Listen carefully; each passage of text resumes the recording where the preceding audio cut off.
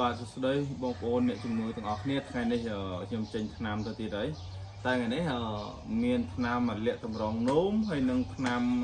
ឡើងជាតិអាស៊ីតអញ្ចឹងសម្រាប់ឃើញសម្រាប់បងប្អូនដែលមានបញ្ហាឡើងអាស៊ីតបាទសូមកុំភ្លេចថ្នាំសិលប្រាំងខ្មែរលោកគ្រូសុកយ៉ាវខ្ញុំឃើញរងថ្ងៃមកឃើញគេមានផ្សព្វផ្សាយច្រើនទៅលើថ្នាំឡើងជាតិអាស៊ីតហើយខ្ញុំនិយាយត្រង់បងប្អូន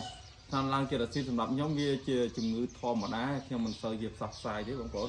ប៉ុន្តែបើសិនជាបងប្អូនហូបថ្នាំគេមិនជល់ហូបថ្នាំគេមិនត្រូវបងប្អូនអាចទៅទៅមកអូសាប្រាខ្មែរលោកគ្រូសុកយ៉ាវបាន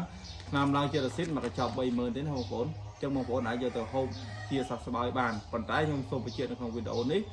ថ្នាំឡើងជាតិអាស៊ីតគឺត្រូវការហូបយូរហូបថ្នាំដតៃអាចចាយពេលចូលមួយខែនោះបានជាអ្នកណាyangជឿធ្ងន់អីណាបងប្អូនអញ្ចឹងមិនហូបលឿនទេប៉ុន្តែបើសិនអ្នកការយ៉ាងថ្មីអីអាចจะហូបកន្លះខែជាហើយអញ្ចឹងហើយនឹងមានថ្នាំលាក់តម្រងនោមអញ្ចឹងបងខ្លះគាត់តាមដានเพจគ្រូយូរហើយមិនហ៊ានដាច់ចិត្តទិញសោះនៅថ្ងៃខាញមិនខ្លាចមិនប្រកែតែឥឡូវគាត់ថាទុកចិត្តហើយដោយសារតែឃើញមានអ្នកជាវបន្តហើយជាបើនិយាយទៅឲ្យតែអ្នកជាវឆ្នាំខ្ញុំគឺដឹងតែជាទៅលើលាក់តម្រងនោមហើយអញ្ចឹងអត់មានអីពិបាកទេហើយណាមួយគាត់និយាយទៅថាបើលោកគ្រូធានាជាបើជាបានយកលុយហើយមានអីត្រូវមិនទុកចិត្តទៀតអញ្ចឹងគាត់ថា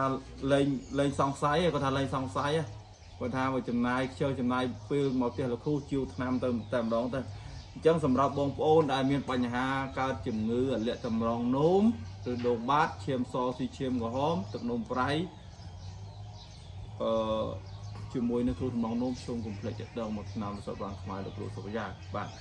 អញ្ចឹងបងប្អូនអ្នកដែលតាមដាននៅតែតាមដានទៅមិនបាច់ចាំទិញទេណាបងប្អូនទុកជំងឺនឹងឲ្យឈឺរ៉ាំរ៉ាយទៅព្រោះទៅទៀតបងប្អូនលើលាក់តម្រងនោមនេះបងប្អូនដូរឈាមហើយដូរឈាមដូរកលៀនហ្នឹងបងប្អូននឹកឃើញថាអូអញហុកពេលហើយ